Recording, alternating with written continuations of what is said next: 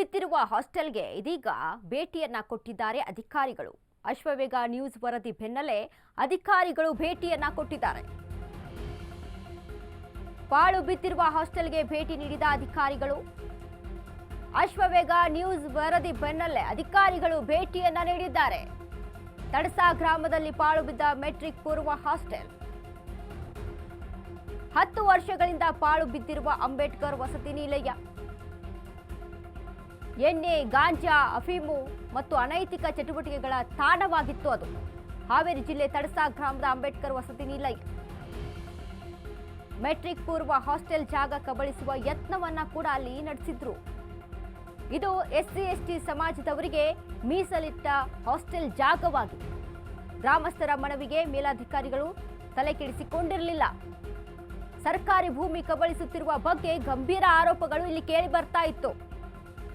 ಇದೀಗ ಅಶ್ವವೇಗ ನ್ಯೂಸ್ ವರದಿ ಬೆನ್ನಲ್ಲೇ ಪಾಳು ಬಿದ್ದಿರುವ ಹಾಸ್ಟೆಲ್ಗೆ ಅಧಿಕಾರಿಗಳು ಭೇಟಿಯನ್ನ ಕೊಟ್ಟಿದ್ದಾರೆ. ತಡಸಾ ಗ್ರಾಮದಲ್ಲಿ ಪಾಳು ಬಿದ್ದ ಮೆಟ್ರಿಕ್ ಪೂರ್ವ ಹಾಸ್ಟೆಲ್ ಅಂಬೇಡ್ಕರ್ ವಸತಿ ನಿಲಯ 10 ವರ್ಷಗಳಿಂದ ಪಾಳು ಬಿದ್ದಿತ್ತು. ಇಲ್ಲಿ ಇತ್ತ ಯಾರು ಕೂಡ ತಲೆ ಹಾಕಿರಲಿಲ್ಲ, ಗಮನವನ್ನ ಹಾಕಿರಲಿಲ್ಲ. ಅಶ್ವವೇಗ ನ್ಯೂಸ್ ಏನು ವರದಿಯನ್ನ ಮಾಡಿದ ಬೆನ್ನಲ್ಲೇ ಇದೀಗ ಅಲ್ಲಿ ಎಂಟ್ರಿಯನ್ನ ಕೊಟ್ಟಿದ್ದಾರೆ. ಗಮನಿಸ್ತಾ ಇದೀವಿ ನಾವು ಇಷ್ಟರ ಮಟ್ಟಿಗೆ ಇದೆ ಅಂತ. ಎಸ್ಸಿ ಎಸ್ಟಿ ಸಮಾಜದವರಿಗೆ ಅನ್ಯಾಯ ಮಾಡುವಂಥ ಕೆಲಸ ಇದೆ. ಯಾಕಂದರೆ ಅವರಿಗೋಸ್ಕರನೇ ಇರುವಂತಹ ಒಂದು ಜಾಗ ಇದಾಗಿತ್ತು, ವಸತಿ ನಿಲಯ ಇದಾಗಿತ್ತು. ಆದರೆ ಇಲ್ಲಿ ಏನು ಹಾಸ್ಟೆಲ್ನಲ್ಲಿ ಮಕ್ಕಳು ಇರಬೇಕಾದಂಥ ಸ್ಥಿತಿಯಲ್ಲಿ ಬಿಟ್ಟು ಅಲ್ಲಿ ಗಾಂಜಾ, ಅಫೀಮು, ಡ್ರಗ್ಸು ಈ ರೀತಿಯಾಗಿ ಅನೈತಿಕ ಚಟುವಟಿಕೆಗಳು ನಡೀತಾ ಇತ್ತು ಹೊರತು ಅದು ಒಂದು ಮಕ್ಕಳಿಗೆ ಯೂಸ್ ಆಗ್ತಾ ಇರಲಿಲ್ಲ. ಈ ರೀತಿಯಾಗಿ ಆಗಿರುವಂಥ ಒಂದು ಚಟುವಟಿಕೆಯಲ್ಲಿ ನಡೀತಾ ಇತ್ತು. ಇನ್ನು ಅದರ ಜೊತೆಗೆ ಏನು ಅಶ್ವವೇಗ ನ್ಯೂಸ್ ವರದಿಯನ್ನ ಮಾಡಿತ್ತು, ಅದಾದ ಬಳಿಕ ಇದೀಗ ಅಧಿಕಾರಿಗಳು ಭೇಟಿ ಕೊಟ್ಟಿದ್ದಾರೆ. ತಡಸದಲ್ಲಿ ಇರುವಂತ ಸರ್ಕಾರಿ ಮೆಟ್ರಿಕ್ ಪೂರ್ವ ಬಾಲಕರ ವಸತಿ ನಿಲಯ ಈಗಾಗಲೇ ಹಿಂದೆ ಇರುವಂತಹ ಅಧಿಕಾರಿಗಳು ಪಂಚಾಯತ್ ಅಭಿವೃದ್ಧಿ ಅಧಿಕಾರಿಗಳಿಗೆ ತಾತ್ಕಾಲಿಕವಾಗಿ ವರ್ಗಾವಣೆ ಮಾಡಿದ್ದರು. ಮತ್ತು ಅದೇ ಅಲ್ಲದೆ ಸರ್ಕಾರಿ ಉರ್ದು ಪ್ರೌಢಶಾಲೆ ತಡಸ ಇದಕ್ಕೂ ಸಹಿತ ತಾವು ತಾತ್ಕಾಲಿಕವಾಗಿ ಇದನ್ನು ಉಪಯೋಗಿಸ್ಕೊಡ್ಬೇಕಂತ ಹೇಳಿಬಿಟ್ಟು ಈಗಾಗಲೇ ಅವರಿಗೆ ಪತ್ರದ ಮುಖಾಂತರ ತಿಳಿಸಲಾಗಿತ್ತು. ಹೀಗೆ ಸಾರ್ವಜನಿಕರ ದೃಷ್ಟಿಯಿಂದ ಈ ಸ್ಥಳದಲ್ಲಿ ಒಂದು ಸಮುದಾಯ ಭವನ ಬೇಕಂತ ಹೇಳಿಬಿಟ್ಟು ಜನರ ನನಗೆ ಲಿಖಿತವಾಗಿ ಒಂದು ಪತ್ರವನ್ನು ಸಲ್ಲಿಸಿದ್ದಾರೆ. ಆ ರೀತಿ ಅವರ ಪತ್ರದ ಅಭಿಪ್ರಾಯದ ಮೇರೆಗೆ ಇಲ್ಲಿ ಒಂದು ಸಮುದಾಯ ಭವನ ಆಗಲಿ ಅಥವಾ ಮೆಟ್ರಿಕ್ ನಂತರ ಬಾಲಕರ ವಸತಿ ನಿಲಯ ಮಂಜೂರಾತಿಗೆ ಪ್ರಸ್ತಾವನೆಯನ್ನು ಮೇಲಧಿಕಾರಿಗಳಿಗೆ ಸಲ್ಲಿಸಲಾಗುವುದು.